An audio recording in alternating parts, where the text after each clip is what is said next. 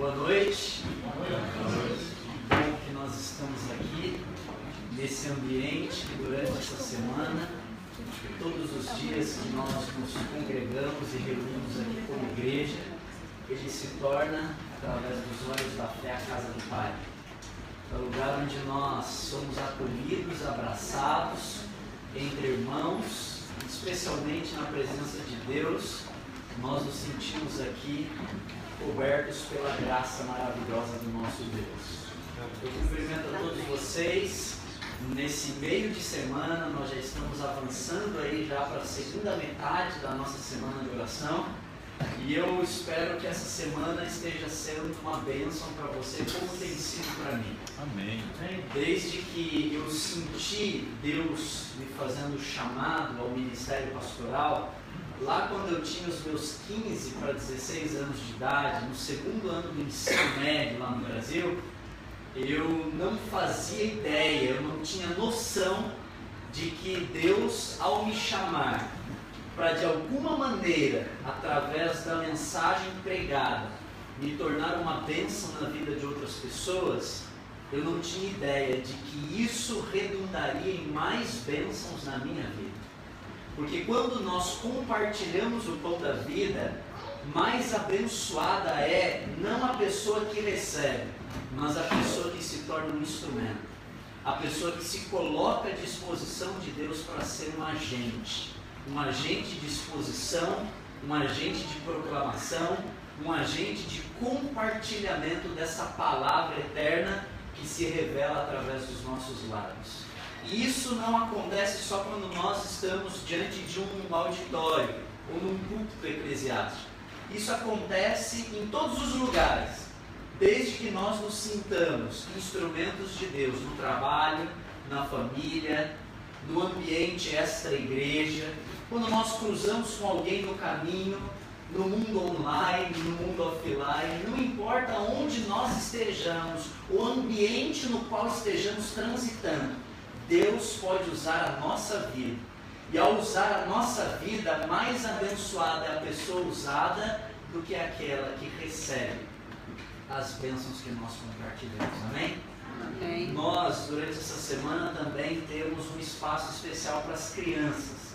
Algumas já se retiraram. Se você tem aí alguma criança que quer participar das atividades que estão acontecendo ali embaixo, fique à vontade para conduzir o seu pequeno ou a sua pequena, tá bom? Nós temos ali algumas irmãs, algumas pessoas que já estão como voluntárias e voluntários para que desenvolvam atividades direcionadas para as nossas crianças.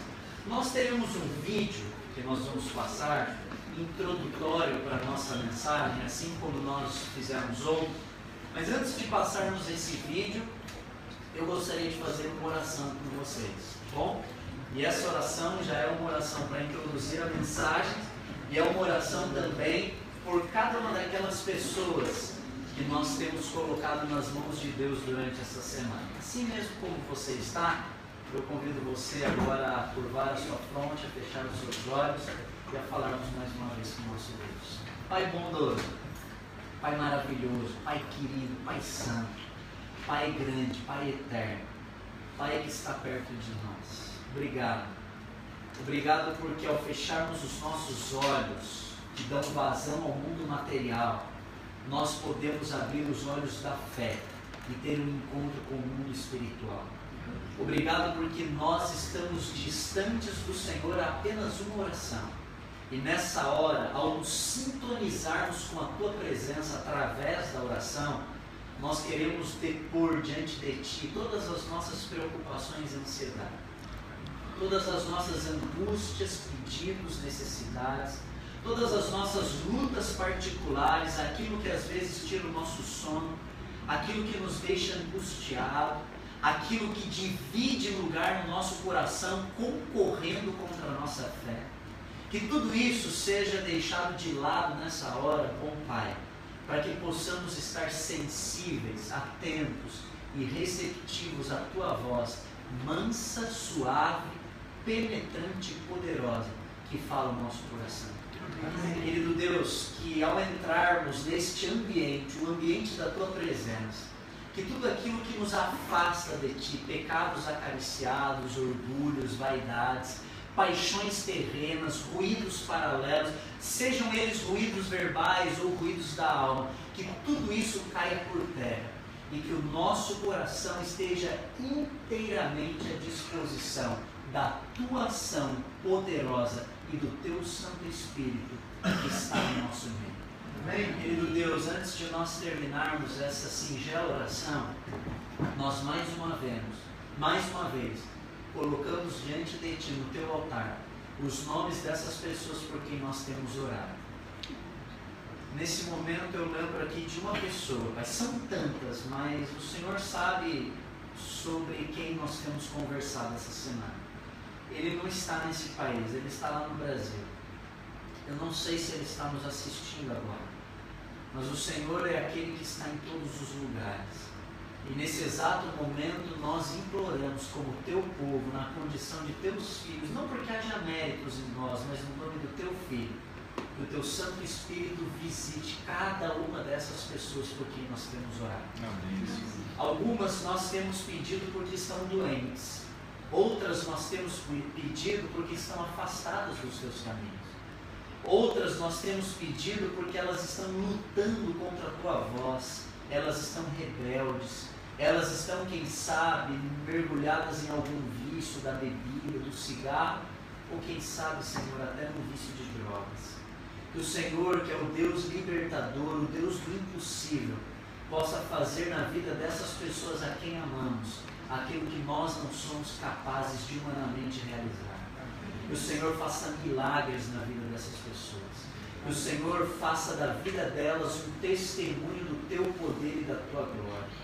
E que nós possamos, juntamente com elas, muito em breve, contar um testemunho das maravilhas que o Senhor operou na vida de cada uma delas através de nós.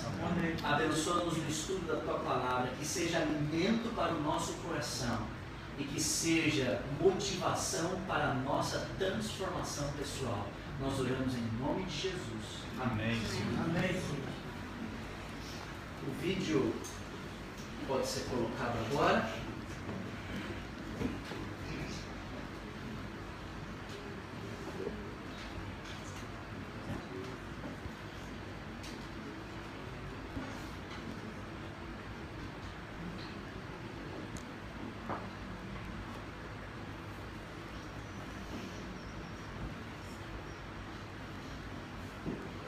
Uma reflexão, eu acredito que não passa de 4 minutos, mas é uma reflexão bastante pertinente para o assunto que nós vamos compartilhar nessa noite, que nós vamos estudar nessa noite.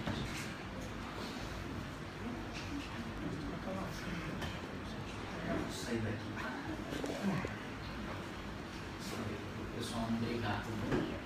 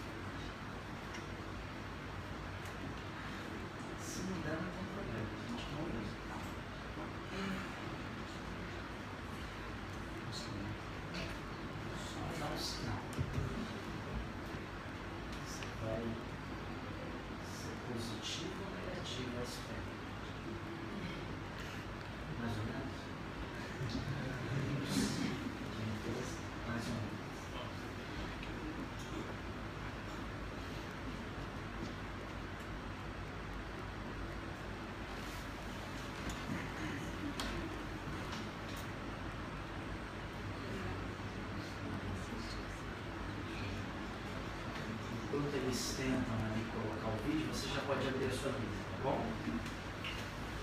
caso nós conseguimos passar o vídeo, precisa do áudio. Melhor avançar. Melhor avançar, pastor. Avançar. Evangelho de Lucas, eu já não preciso nem falar o livro, né? Evangelho de Lucas, capítulo 15, dos versos 1 em diante.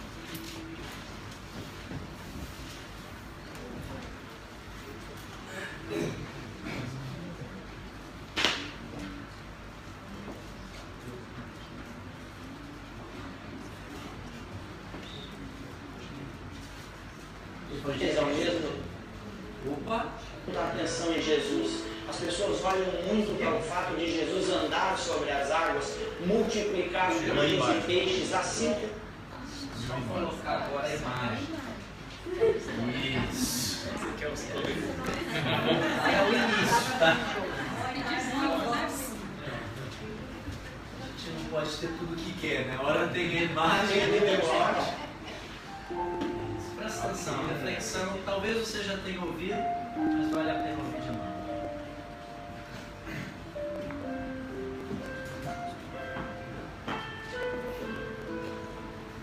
Um antropólogo estava estudando os usos e costumes de uma tribo africana quando, ao final dos trabalhos, propôs uma brincadeira às crianças da região.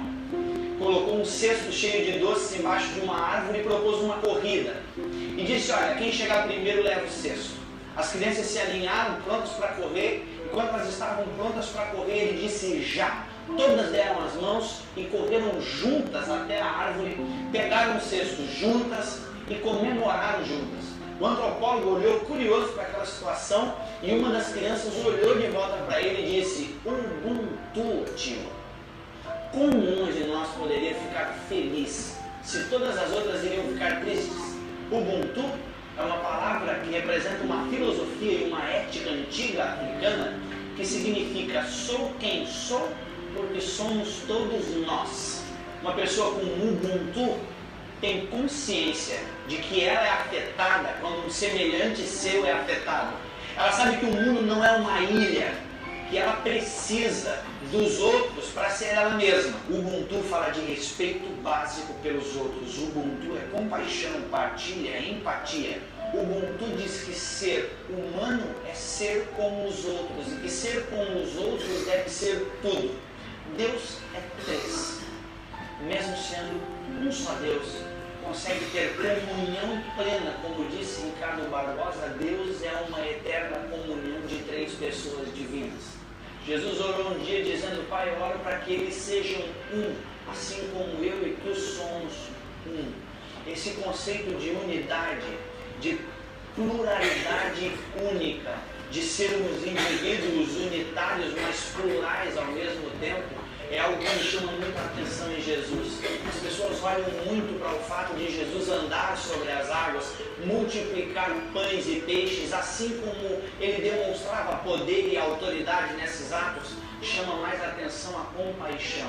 O fato de Jesus chorar a morte de um amigo como Lázaro.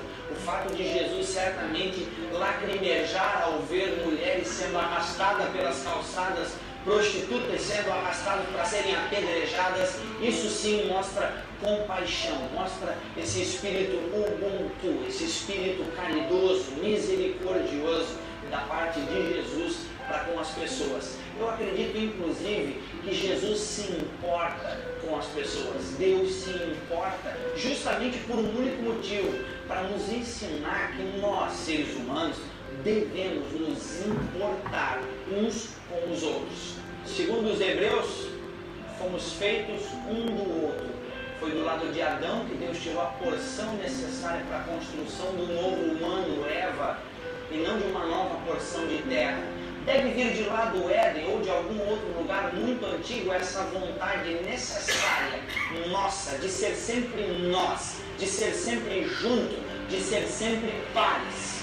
Ninguém é feliz sozinho, ninguém brinca sozinho, ninguém joga bola sozinho, ninguém nasce sozinho, ninguém faz amor sozinho, ninguém é igreja sozinho, ninguém vai para o céu sozinho. A plena e mais completa realização humana reside, inclusive, num triângulo amoroso: eu, Deus e o outro. Assim como Deus é unidade plural, nós seremos mais humanos se formos um com nossos semelhantes. Em outras palavras, gente precisa de gente para ser gente. Na verdade, quanto mais dedicado a outras gentes, mais gente você se tornará. Minha oração é que você faça a partir de hoje mais ou alguma coisa por alguém, hoje, amanhã e sempre. Enxergue o outro, conecte-se com gente, faça alguma coisa por alguém, até porque ninguém é alguém sem um outro alguém.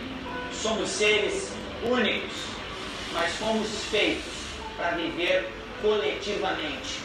Deve ser por isso que na oração que Jesus nos ensina, ele diz que o Pai é nosso, ele diz que o pão é nosso. Quando pede livramento, ele diz: livra-nos, e diz que venha o teu reino a nós. Nós é realmente uma mensagem que precisa não estar só na nossa boca, mas precisa estar dentro do nosso coração. Você precisa, para ser gente, estar diretamente ligado com vínculos de amor, de amizade, de afeto com outra gente. Vire-se para o ser humano e pratique sua fé nele. Ubuntu para você. Queria convidar você à leitura do Evangelho de Lucas, no capítulo 15, nos versos 1, 2 em diante. Lucas capítulo 15, os versos 1, 2 em diante. O tema dessa mensagem, o título dessa mensagem, quando eu me propus a criar um roteiro para a semana de oração, é exatamente o título desse vídeo, Ubuntu. Eu já tinha um sermão preparado que tinha muito que ver com essa ideia, refletida por esse camarada que gravou o vídeo, e eu às vezes tenho usado o vídeo dele como introdução. Evangelho de Lucas, capítulo 15, os versos 1, 2 em diante. Diz assim a minha Bíblia: aproximavam-se de Jesus todos os publicanos e pecadores para o ouvir. Eu acho que está vazando o áudio. Está vazando o áudio. Não vira concorrência, não dá certo. Lucas capítulo 15, verso 9, a Bíblia diz assim: aproximavam-se de Jesus todos os publicanos e pecadores para o ouvir.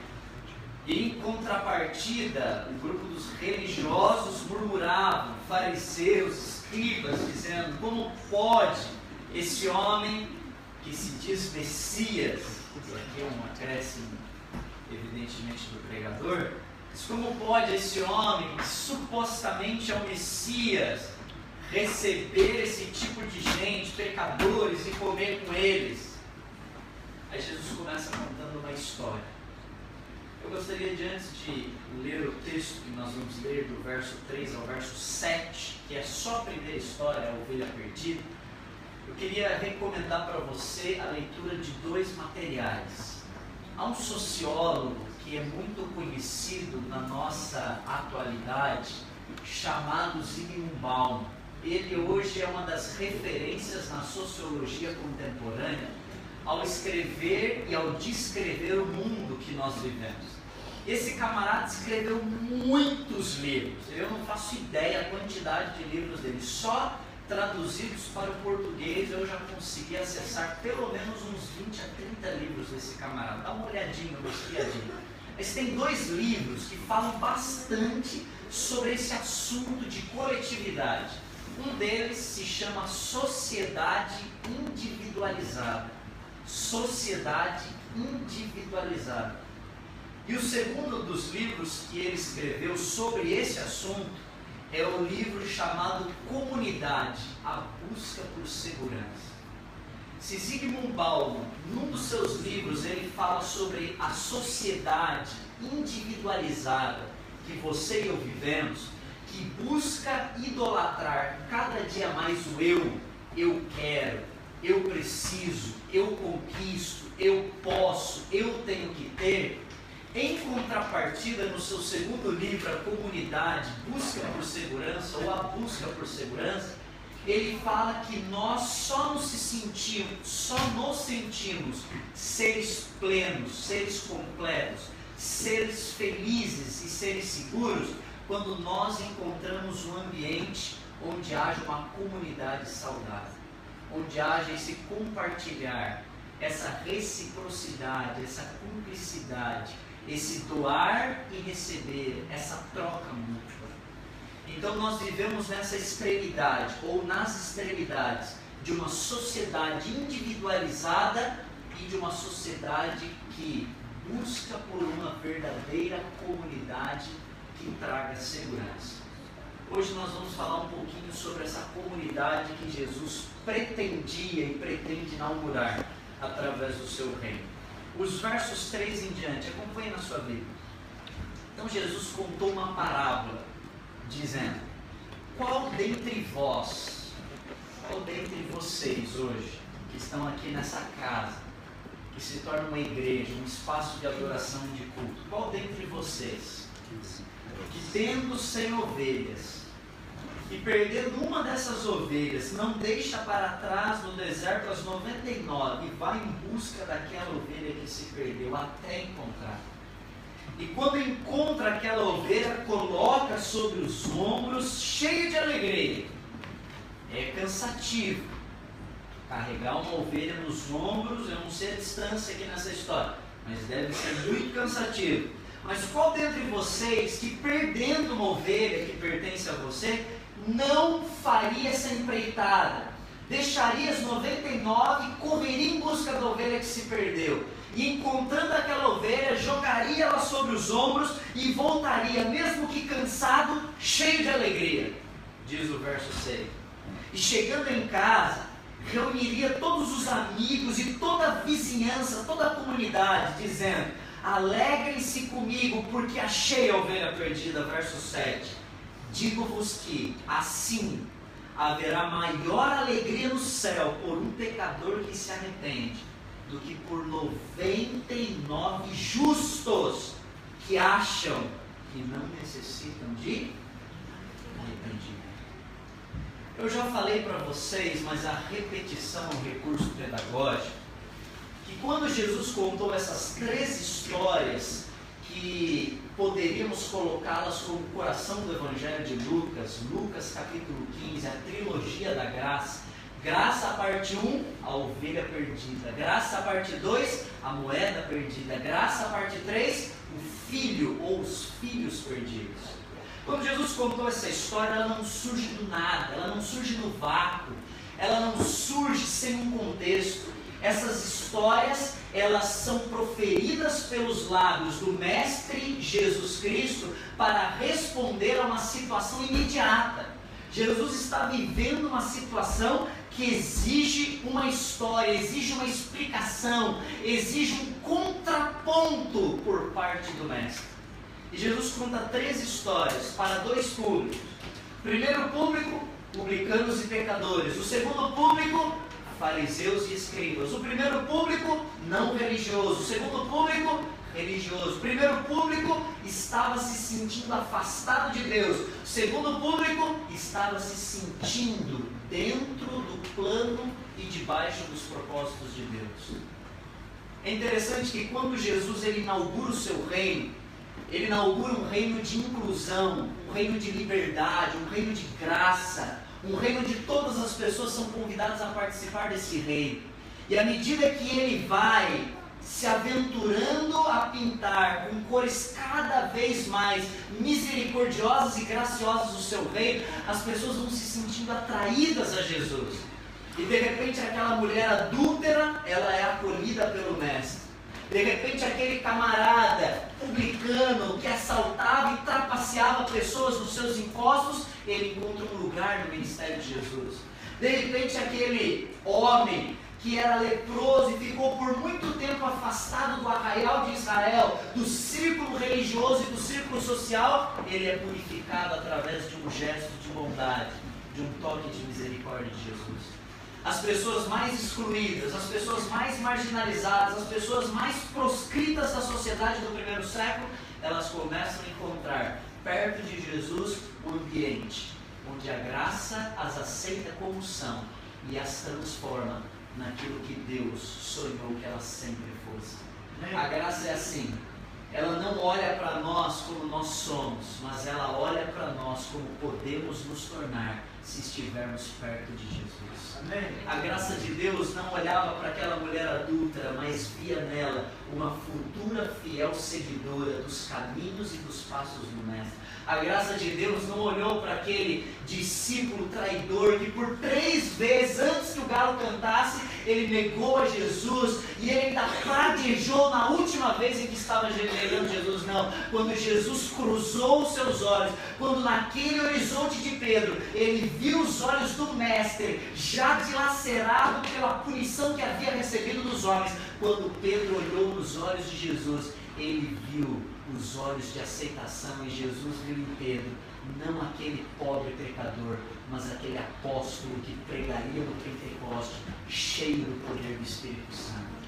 Quando Jesus viu aquele homem carregando aquele manto ensanguentado, aquele homem que esboçava um riso irônico enquanto um dos primeiros mártires da igreja estava sendo apedrejado, isso mesmo, estou falando daquele homem chamado Saulo, enquanto ele carregava o manto ensanguentado de Estevão, Jesus não olhou para ele, para aquilo que ele era, perseguidor da igreja, mas viu nele o maior intérprete da cruz de todos os tempos. Aquele que escreveu mais da metade de todo o Novo Testamento, o apóstolo, que cruzaria fronteiras, levando a mensagem do Evangelho a todos os povos que cruzassem o seu caminho. A graça de Deus é assim, ela não olha para aquilo que somos, ela olha para aquilo que nós podemos nos tornar nas mãos do Mestre Jesus. As pessoas se sentiam atraídas a essa mensagem, elas se sentiam aceitas, Nicole, perto de Jesus. E à medida que Jesus se aproximava delas, elas se sentiam tão acolhidas e tão abraçadas que Jesus não precisava mais ir até elas. Elas iam até Jesus porque ele falava com autoridade, porque a vida dele, Figueiredo, era coerente com aquilo que ele pregava. Ele vivia daquilo que pregava e pregava daquilo que vivia. Aquilo chamava a atenção das pessoas. E agora Jesus está reunido com aqueles homens de vida suspeita, homens marginalizados, homens proscritos. Aliás, eu abro um parênteses aqui, eu repito aquilo que eu já disse em algum momento nessa semana de oração, o Evangelho de Lucas, que hoje, eu digo hoje porque amanhã eu posso mudar de ideia, mas hoje é o Evangelho pelo qual eu carrego um carinho especial. O Evangelho de Lucas é o Evangelho onde Jesus é mais identificado com as pessoas marginais da sociedade. Sabia disso? Talvez isso aconteça porque o evangelista Lucas é o único autor não judeu da Bíblia. E por ser o único autor não judeu da Bíblia, ele se sentia, quem sabe, um pouco discriminado por aquela panelinha religiosa chamada judaísmo do primeiro século. Por não fazer parte daquela panelinha, por ser gentio, e ele se tornou, vocês todos sabem disso, ele se tornou discípulo do Mestre a partir do ministério de Paulo. Dos 4 evangelistas que nós temos, Mateus, Marcos, Lucas e João, apenas 2, é crido até hoje, apenas 2 foram de fato do círculo dos 12, João e Mateus. Lucas, provavelmente discípulo de Paulo. Marcos, provavelmente discípulo do apóstolo Pedro. Mas Lucas, por ser gentil e por se sentir meio afetado por aquele preciosismo que havia no judaísmo do primeiro século, ele começa a mostrar que o ministério de Jesus, a partir daquilo que Paulo havia esboçado para ele, o ministério de Jesus, ele não é exclusivista, ele não está trancafiado às 4 paredes da sinagoga. O ministério de Jesus, ele vai avançando no horizonte do coração de todos aqueles que aceitam a sua mensagem. Lucas foi abraçado por essa mensagem e agora ele pinta um quadro de Jesus onde todas as pessoas, até mesmo as piores pessoas da sociedade, assim como ele se sentia, são aceitas no ministério, no time e na seleção de Jesus Cristo. Amém? Amém. Jesus está misturado com essas pessoas. Eu fecho parênteses aqui. Jesus está misturado com essas pessoas. Isso incomoda os fariseus. O currículo dos fariseus filhos de Abraão. Eles tinham orgulho de dizer isso, você se lembra? Numa das discussões que eles tiveram com Jesus, isso está lá no Evangelho de João, se eu não me engano, no capítulo 8, depois você pode pesquisar lá na sua Bíblia. Numa das discussões, num dos embates que eles entraram com Jesus, no meio daquele embate em que eles levantaram o currículo deles e falaram: nós somos filhos de Abraão. Quem o Senhor pensa que é? Você vem com essa de ensinador, de mestre, de rabi, você vem aglutinando pessoas, tirando-as da sinagoga. Quem você pensa que você é? Nós somos filhos de Abraão. Eles tinham orgulho de falar isso, eles falavam isso com a boca cheia. Nós somos filhos de Abraão. Esses filhos de Abraão estão reclamando, porque Jesus está fazendo aquilo que era responsabilidade deles, que eles fizeram. Quando Abraão foi chamado, lá no livro de Gênesis, no capítulo 12, quando Abraão recebeu um chamado, uma vocação de Deus, ele não recebeu um chamado para que se tornasse uma pessoa mais importante ou formasse um povo mais importante do ponto de vista salvífico, não era isso. O plano de Deus é que através daquele povo, Deus cumprisse um propósito missionário, um propósito missiológico. Deus estava chamando um povo não porque Ele colocaria sobre aquele povo um privilégio de salvação maior. Esse povo vai ser VIP no céu, ou esse povo vai sentar nas cadeirinhas primeiras, ou ali no camarote. Não, Deus não estava chamando um povo para receber privilégios de salvação. Deus estava chamando um povo para que se tornasse agente de uma missão.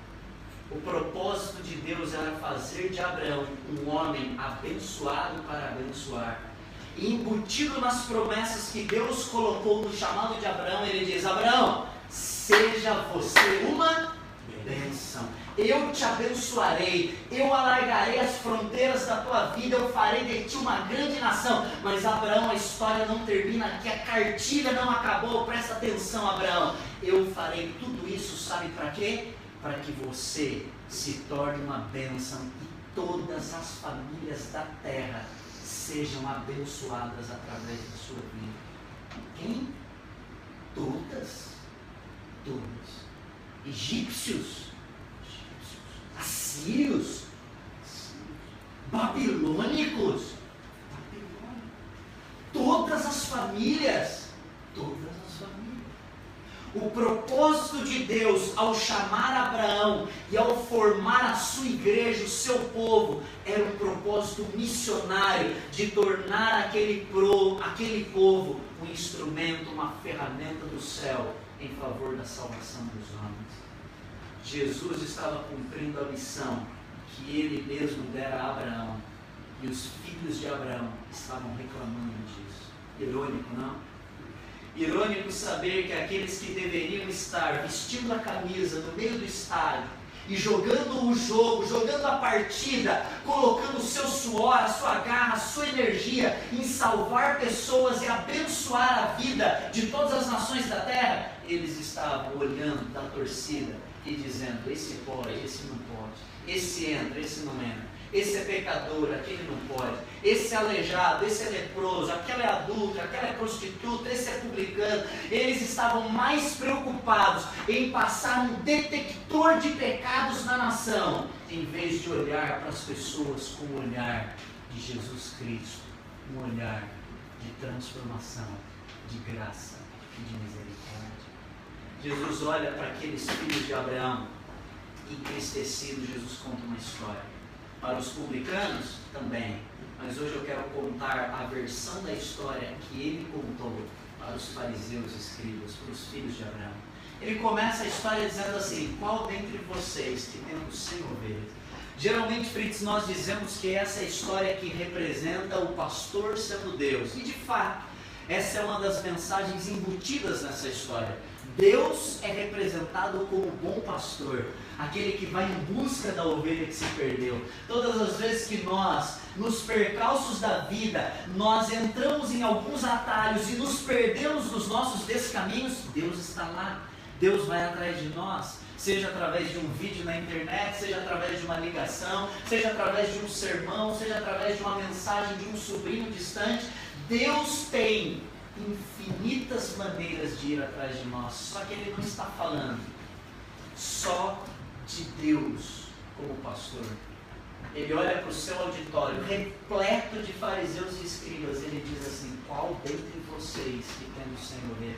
Em outras palavras, igreja, ele está dizendo assim: qual dentre vocês que sendo pastor,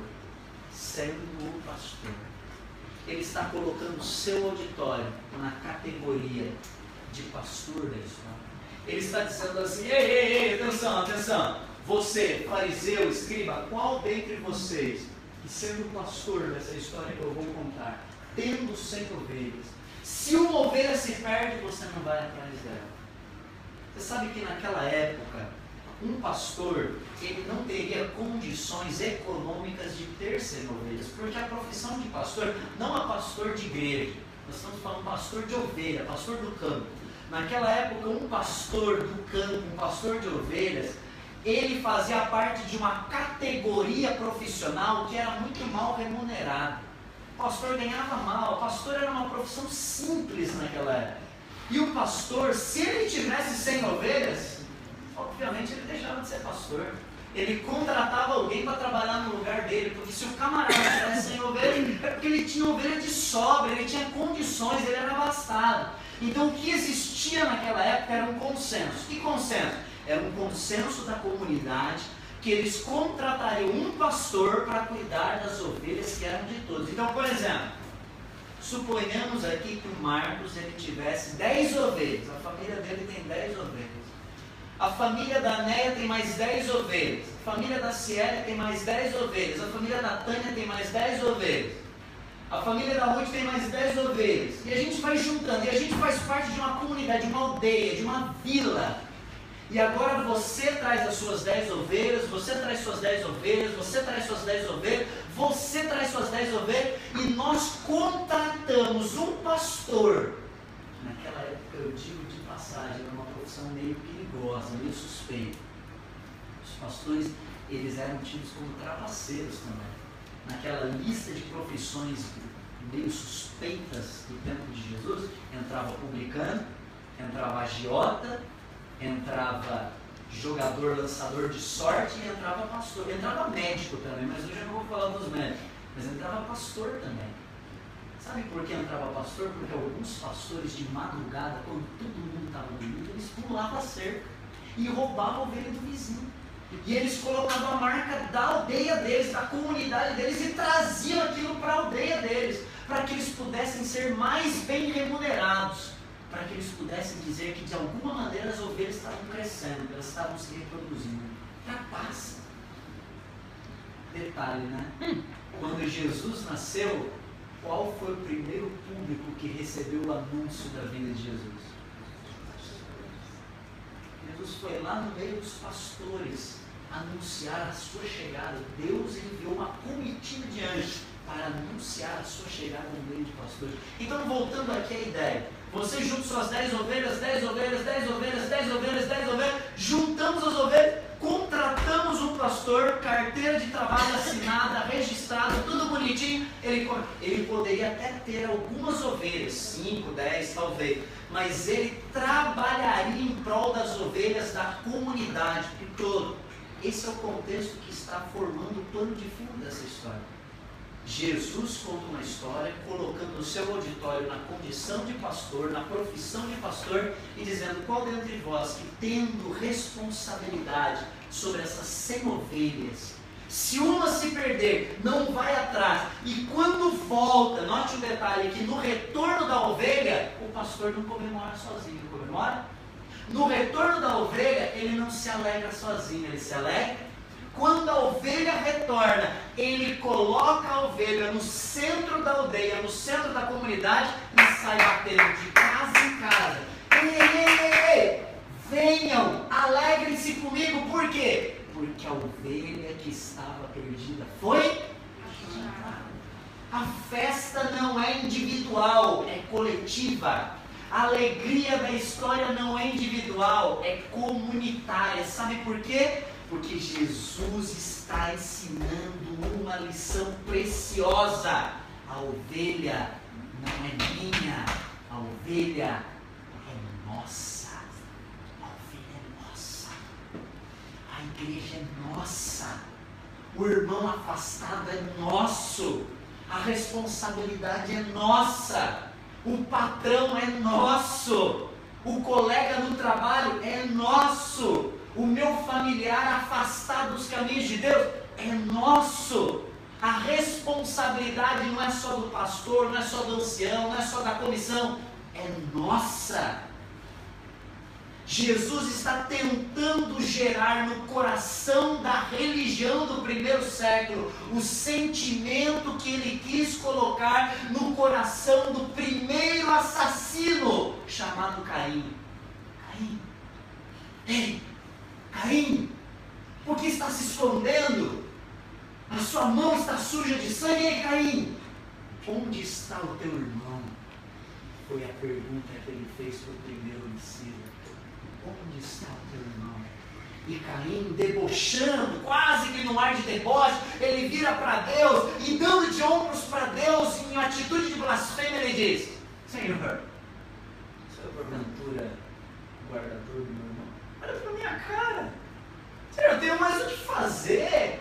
Eu tenho um monte de coisa para plantar na minha lavoura. Eu tenho um monte de compromisso para cumprir no meu dia a dia, no meu cotidiano. O senhor vem perguntar para mim onde é que está meu irmão? Vai perguntar para o meu pai. Vai perguntar para minha mãe. Sou eu porventura guardador do meu irmão? A resposta a essa pergunta, sabe qual era? Sim. Eu coloquei você para cuidar do teu irmão. Eu coloquei você, Abraão, para abençoar as famílias da terra. Eu coloquei você no seu ambiente de trabalho para cuidar da relação de desafeto, de atrito, de ressentimento que existem entre as pessoas que você conhece. Mas espera aí, pastor, calma aí. O meu trabalho eu vou lá só para cumprir o protocolo. Eu tenho que tirar o meu pão de cada dia, o meu sustento, é o meu dinheiro, é o meu dólar, é o jeito que eu tenho para sobreviver nesse país, nessa terra de ninguém, pastor. Agora você vem falar para mim que as pessoas que estão ao meu lado, não só as da igreja, mas as pessoas que cruzam o meu caminho, eu tenho uma responsabilidade diante da... Tem gente estudada para isso, tem gente paga para isso, tem gente votada na igreja para isso. Espera aí, pastor. Os fariseus e escribas diziam assim. Lá no Brasil, quando eu trabalhei com adolescentes, eles tinham um ditado. Acho que não chegou aqui nos Estados Unidos, mas eles tinham um ditado que era mais ou menos assim. Quando eles viam algum problema acontecendo em algum lugar, eles falavam assim: ema, ema, ema. Cada um com os seus problemas. Estava de ombro, ema, cada um com os seus problemas. Mas é separação, ema, cada um com os seus problemas. Mas eles estão brigando, está tendo um conflito, pastor, em briga de marido e mulher. Mulher, pastor, cuidado, é vespeiro, vai botar a mão ali, o negócio vai se virar contra você. A gente tem vários ditados para isso, né? Não cutuca o quê? Onça cavara curta, cuidado, é perigoso. E é nessa atitude, é com esse discurso que na maioria das vezes nós caímos no outro extremo. Que extremo? Da individualização da nossa vida. E nós individualizamos tanto a nossa vida que nos tornamos apáticos e indiferentes com o problema da pessoa que está ao nosso lado. Jesus está contando uma história de uma ovelha que se perdeu, mas essa ovelha é nossa, esse irmão é nosso. Eu fico tão triste, sabe? Eu fico tão triste quando eu vejo uma pessoa, isso lá na minha igreja, quando eu vejo uma pessoa que está afastada, uma pessoa que por alguma razão deixou de congregar conosco, que está machucada, que está ferida. Às vezes tem um problema no trabalho, às vezes teve um problema com os filhos, ou às vezes teve um problema até mesmo no ambiente religioso, foi ferida, foi machucada. Porque vamos ser sinceros, né? Igreja é um negócio difícil. E sabe por que igreja é um negócio difícil? Sabe por que dentro da igreja a gente se acotovela?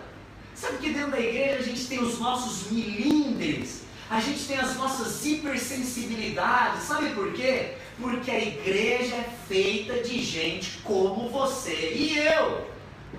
Gente imperfeita, gente pecadora, E se um dia você entrar numa igreja perfeita, sai dela, né? Acabou de se tornar imperfeita. Porque a igreja é feita de pessoas como você e eu, pessoas que erram, pessoas que falham, pessoas que falam às vezes o que não deveriam falar, e pessoas que não falam às vezes o que deveriam falar, pessoas que têm a verdade e que por carregar a verdade, em nome da verdade, às vezes falam o que deveriam falar, mas na hora errada, e falam o que deveriam falar, mas do jeito errado. E às vezes nós, por não sermos como Jesus, que foi um exemplo, um modelo, a encarnação do equilíbrio, nós nos confundimos no nosso caminho e machucamos gente. E às vezes a gente pega uma dessas pessoas despedaçada pelo caminho e essa pessoa reclama pra gente: eu nunca fui visitado. 2 meses, 3 meses que eu não apareço mais na igreja e eu nunca recebi a ligação de alguém. E às vezes a igreja fica esperando que o outro alguém cumpra esse papel, quando Jesus está dizendo nessa parábola: quem de vós que tem o sem ovelhas? Deixa eu perguntar uma coisa para você: quais são as ovelhas que Deus tem colocado no teu caminho? Quais são as ovelhinhas que têm cruzado a sua história, a sua trajetória? A minha esposa, ela é professora. E ela desenvolve um ministério na sala de aula.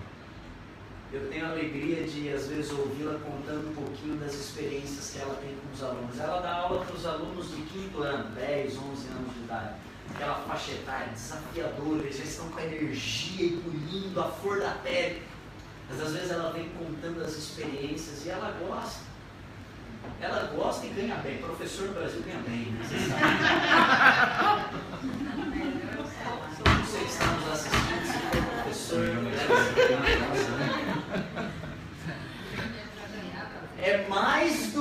é mais vocação do que remuneração. E ela gosta desse negócio, ela se sente realizada e ela entende que através desse ministério há uma oportunidade do quê? De abençoar, de interferir positivamente, de fazer a diferença, de não se posicionar no ambiente da indiferença e da apatia, pelo contrário, de adentrar os muros da individualidade alheia e mostrar para essa pessoa que existem novos horizontes que podem ser trilhados quando nós colocamos Jesus à frente do nosso caminho. Eu volto a perguntar para você: não importa se é no ambiente escolar, não importa se é no ambiente do trabalho, não importa se é na igreja, quais são as ovelhas que Deus tem colocado diante de você para você cuidar? São pessoas que às vezes ficam na estrada e a gente às vezes dá de ombros para essas pessoas, e na pior das hipóteses a gente nem dá de ombros. Na pior das hipóteses nós somos os primeiros a levantar a mão com uma pedra pesada para avançar na vida dessas pessoas. Somos os primeiros a olhar para elas e dizer: viu só, mas eu sabia que ia acontecer isso. Ele nunca foi firme na igreja. Desde que chegou nesse país eu já sabia que não ia ficar muito tempo, não ia durar muito tempo. E às vezes nós falamos isso num tom de alegria. Nós usamos esse discurso num tom de vitória, como se a nossa opinião pré-concebida, preconceituosa e precipitada, prevalecendo no final, trouxesse para nós um sentimento de vitória. Mas eu avisei. Lá no Brasil eu já sabia de umas histórias dessa fulana de tal, veio para a igreja, se batizou aqui, começou a cantar, fez um monte de coisa, mas eu já sabia por quê. A gente tem uns ditados, né? Tem uns ditados meio diabólicos, né? Porque a fruta não cai longe do pé, porque pau que nasce torto nunca se endireita. E a gente vai rotulando e congelando a vida das pessoas. E eu fico pensando que se Jesus estivesse em nosso meio, ele seria o primeiro personagem a contrapor esse tipo de tendência, inclinação que nós temos, de congelar as pessoas num rótulo onde nós as estigmatizamos de tal maneira que nós decretamos a sua falência. Em algumas vezes Nós até rimos disso. Perdido mesmo. Quem está em pé, cuide para que não caia, né? Porque fulano de tal já caiu. Quantas vezes a gente foi atrás dessa pessoa? A gente gasta saliva para falar, a gente gasta tempo para comentar, a gente gasta clique na internet, às vezes para investigar e averiguar, para dar print e mostrar para os outros, enquanto a gente deveria estar gastando joelho para interceder por essa pessoa. Enquanto a gente deveria estar gastando recursos de tempo, de energia, de saúde e de missão para a gente ir lá abraçar essa pessoa e dizer: eu estou sentindo a sua falta. A igreja não é a mesma sem você. Eu sei que você errou. Você está passando uma crise no seu casamento. Você traiu a sua mulher ou você traiu o seu esposo. Eu sei que todo mundo está comentando. Eu sei que você deve estar se sentindo envergonhado, despedaçado, acabado. Mas saiba que existe esperança para você, porque Jesus te ama.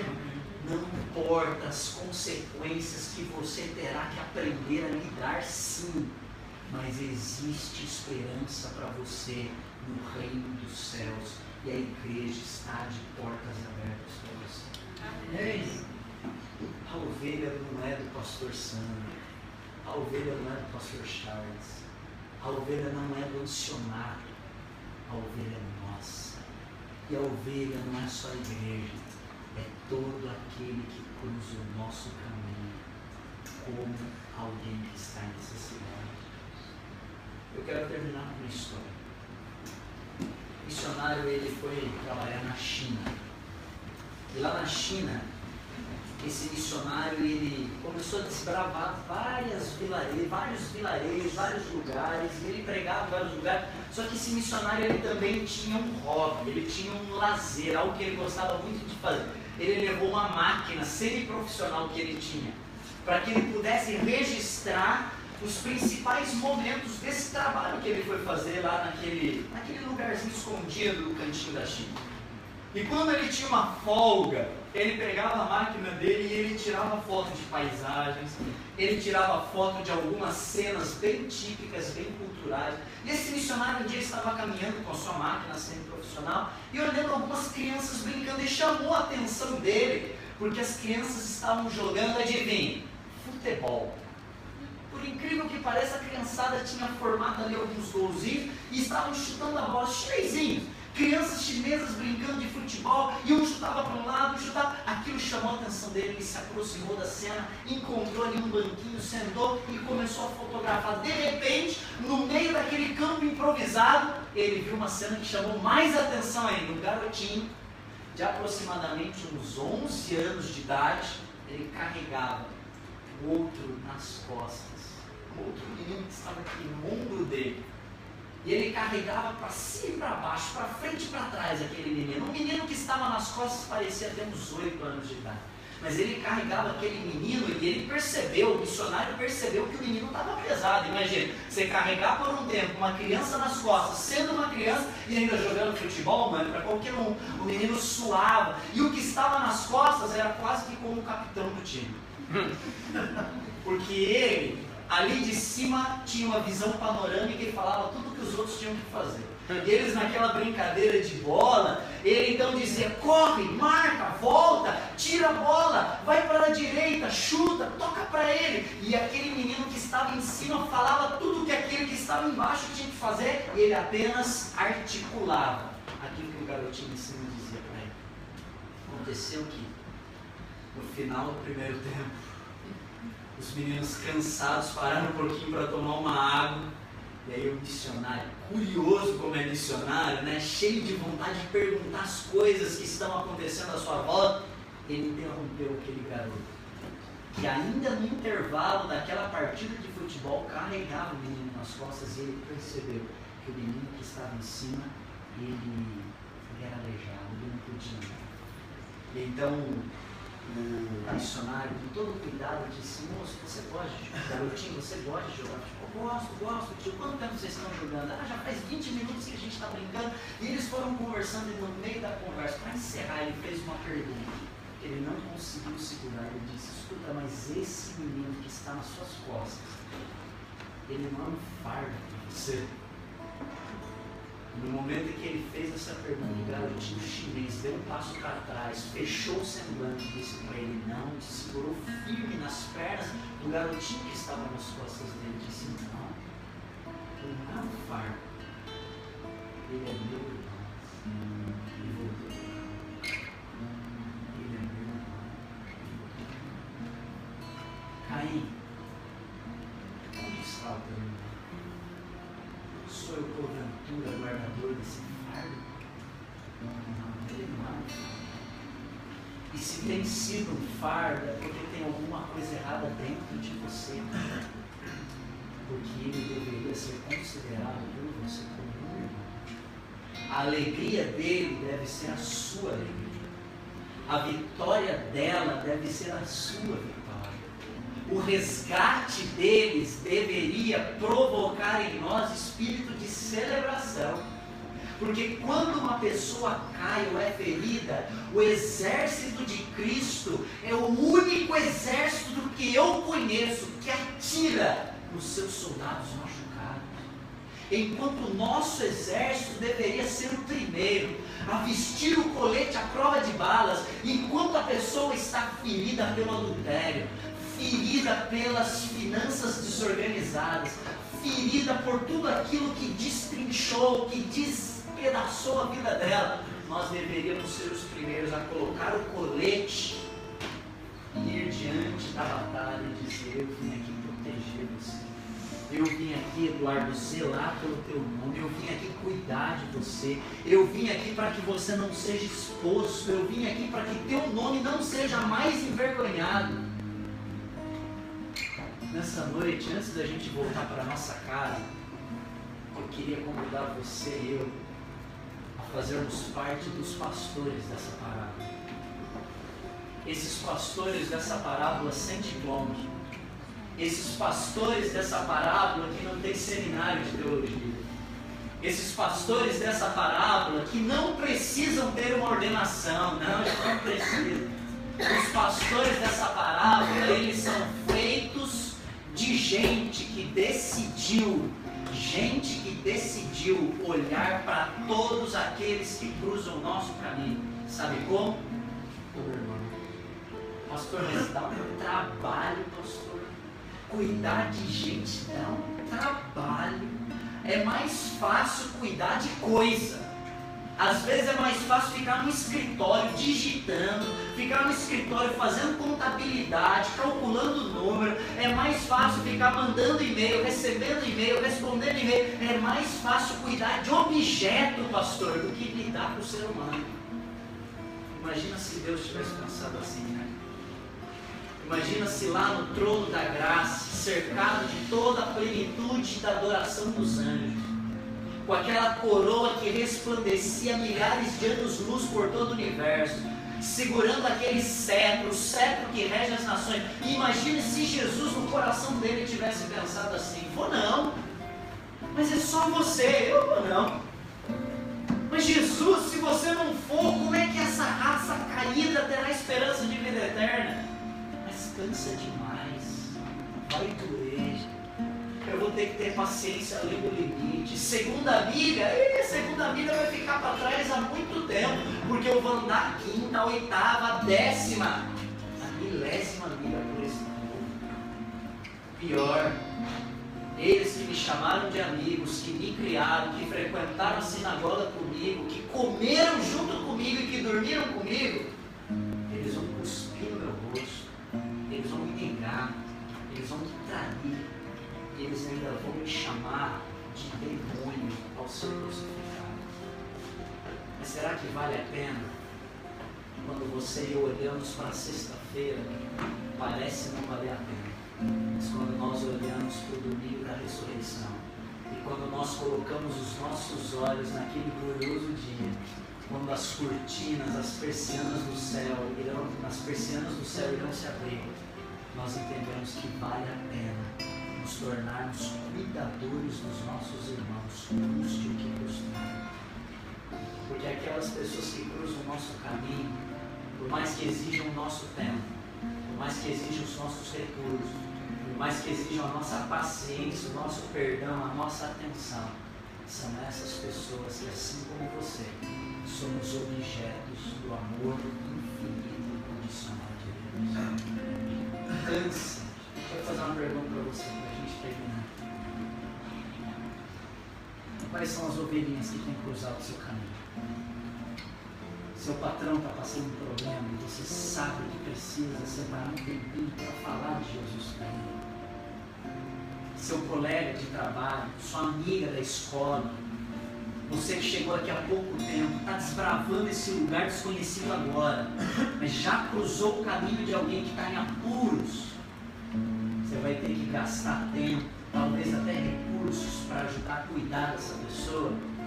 Bate no seu ombro e diz para si mesmo, bate no seu peito e diz para si mesmo, não é um fardo, é meu. Eu queria chamar um grupo de pastores hoje para se levantar. Pastores e pastoras. Gente que assumiu a vocação de cuidar de gente. Gente que assumiu a vocação de amar o irmão. E não é só irmão da igreja, todo aquele que cruzar o nosso caminho em necessidade. Por mais que dê trabalho, mas para a gente não vai ser um fardo. Para a gente vai ser nossos irmãos. Para mim é difícil aceitar esse apelo, mas eu queria que você me ajudasse a aceitar, e eu quero ajudar nessa oração. Eu pedi para a Nicole cantar uma música que, como ontem ela cantou, uma oração cantada. É diferente a música, mas é uma oração. Você conhece essa música, talvez. Essa música fala assim: quando eu olho para você, eu vejo que Deus criou você, porque você se parece comigo. Não importa a raça, não importa a cor, não importa a classe social, não importa o extrato da conta corrente, não importa se tem documento ou não tem documento, é meu irmão, é meu irmão. Seria capaz de dizer isso hoje para aquele que cruza o teu caminho? Eu queria convidar você a nos desafiarmos nessa oração. Eu vou chamar a Nicole aqui. E à medida que ela estiver cantando, eu queria convidar você a nós orarmos juntos. Se você sentir no seu coração o desejo de fazer essa oração cantada, no meio da música, quando você quiser, eu queria que você, com um gesto simples, como eu disse ontem, um gesto simples de se colocar em pé, um gesto material, mas que dá um sinal para o mundo espiritual, dizendo: eu quero assumir essa vocação de cuidar de gente, cuidar de ovelha, cuidar do ser humano. Porque para mim não há branco nem negro, não há judeu, não há gentil, não há brasileiro e nem americano ou norte-americano. Para mim há irmãos, gente por quem Jesus morreu na cruz por ele. Você quer assumir essa missão de Abraão, de Jesus? Fecha seus olhinhos, ora com Deus junto comigo. E se você quiser, coloque-se em pé, nós vamos orar juntos no final.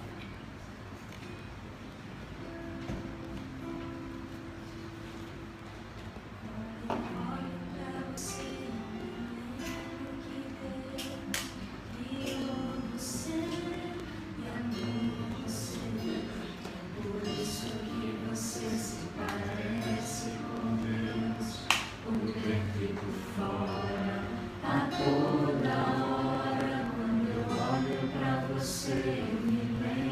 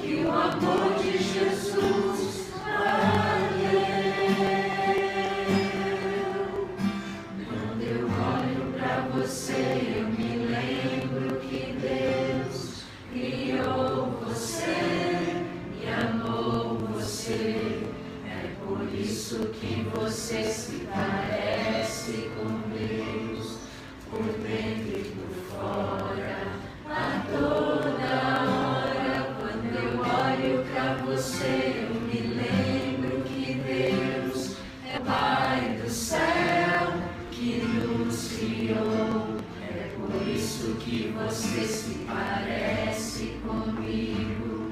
É meu irmão, é meu irmão. Aproximadamente 2000 anos atrás, Jesus fez essa oração.